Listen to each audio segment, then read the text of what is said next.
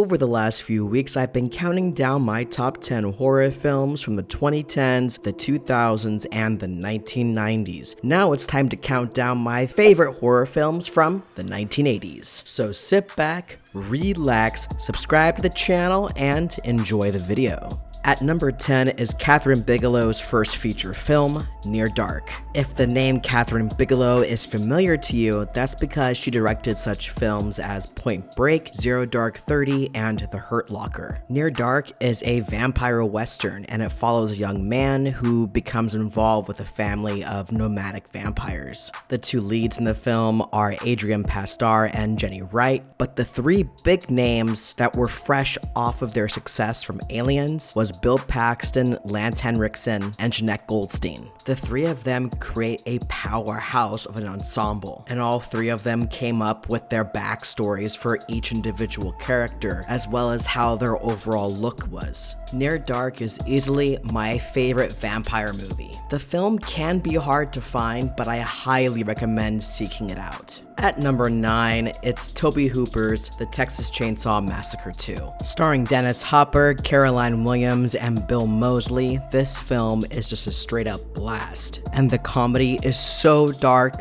gory, and just over the top. Bill Moseley as Chop Top is so memorable, and Dennis Hopper completely going insane with dual-wielding chainsaws is completely badass. I really liked Bill Johnson's portrayal of Leatherface in this film, and he brings a different kind of physicality to the role. Caroline Williams also has some great physicality as well as some awesome comedic timing. This is my second favorite film in the Texas Chainsaw Massacre franchise after the first film, and I watched this film over and over again. At number 8 is George Romero's Day of the Dead. When I think of Day of the Dead, three things pop into my mind: Rhodes, Tom Savini, and Bub. Joe Pilato is legendary in this film, especially when he yells choke on him while he's being torn apart by zombies. Sherman Howard as Bub is also fantastic, but for me, the star of the show is the practical effects by Tom Savini. The climax alone has some of my favorite practical effects and incredible kills. And as much as I love Night of the Living Dead and Dawn of the Dead, Day of the Dead has remained my absolute favorite from the original trilogy. Up next is another legendary George Romero film, and that is Creepshow. This sees Romero teamed up with Stephen King, and this is a match made in heaven. Adding in longtime Romero collaborator Tom Savini, you have yourself an anthology film that sets itself apart from others. I also love the fact that this film is an homage to the EC horror comics of the 1950s, which include comics like Tales from the Crypt, The Vault of Horror, and The Haunt of Fear. The film also boasts an incredible ensemble, with the likes of Hal Holbrook, Adrienne Barbeau, Fritz Weaver, Leslie Nielsen, Ted Danson, Tom Atkins, and even Stephen King's son Joe Hill. Creepshow was a staple from my childhood, as well as Creepshow 2, and this is a film I still watch every single year and enjoy just as much as I did when I was a kid. At number 6 is Sam Raimi's Evil Dead 2. I can't even count how many times I've seen this film. I literally rewatched it again yesterday and laughed just as hard as I did the first time I saw it back in college. Sam Raimi took everything that he learned from the original film and improved upon it and made this masterpiece. Bruce Campbell as Ash is, well,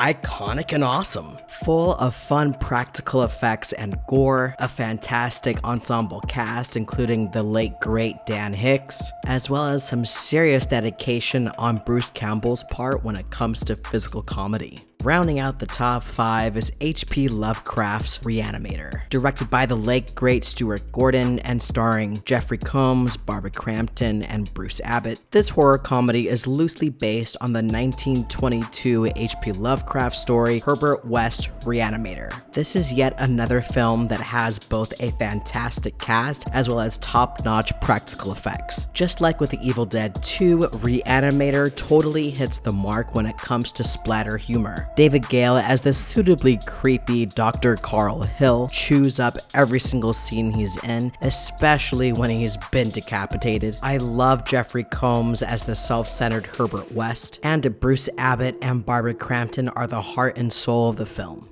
At number 4 is Clive Barker's Hellraiser. This film changed the horror landscape in the late 1980s. I first watched this film in the late 80s at an incredibly young age, and it really freaked me out. The image of Andrew Robinson being pulled apart by a hook saying Jesus wept haunted my dreams until Candyman was released. Of course, when you speak of Hellraiser, you have to mention Doug Bradley as the iconic Pinhead, and despite the fact that he isn't in a ton of the film, his impact is felt every single time he's on screen with the rest of the Cenobites. Claire Higgins as the wicked stepmother Julia is iconic and one of my favorite horror villains. The film also has one of my favorite horror scores. Speaking of films that I saw at a really young age, A Nightmare on Elm Street. This was the very first horror film I ever saw at the tender age of about 4 or 5 years old. What can I say, it was the 80s. The scene of Tina being dragged across the walls and up the ceiling stuck with me as a kid, and it's one of the scenes that I still love to this day.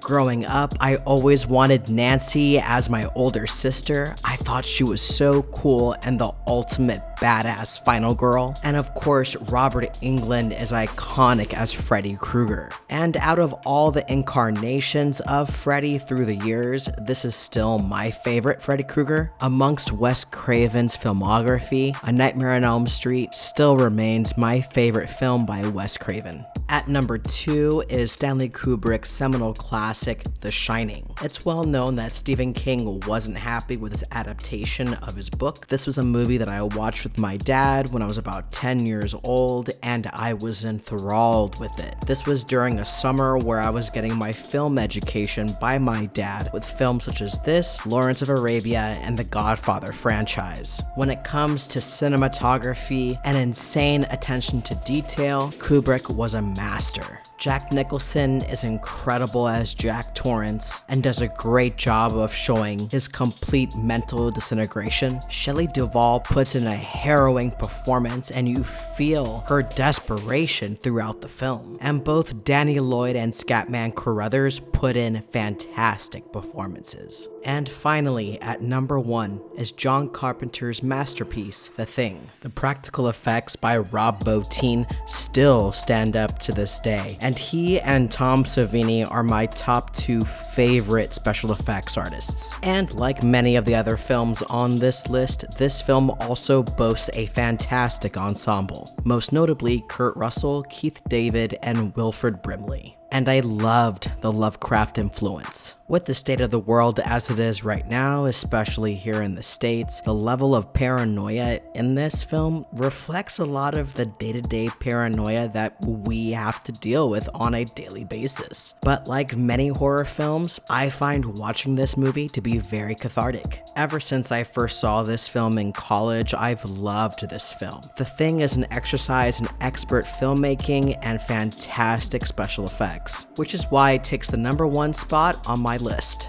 What are some of your favorite horror films from the 1980s? Let me know down in the comments below. If you enjoyed this video, be sure to leave a like and don't forget to subscribe to the channel. If you'd like to support the channel even more, check out my Patreon page. Link is in the description below. Thank you so much for coming by, and I'll see you guys in the next video.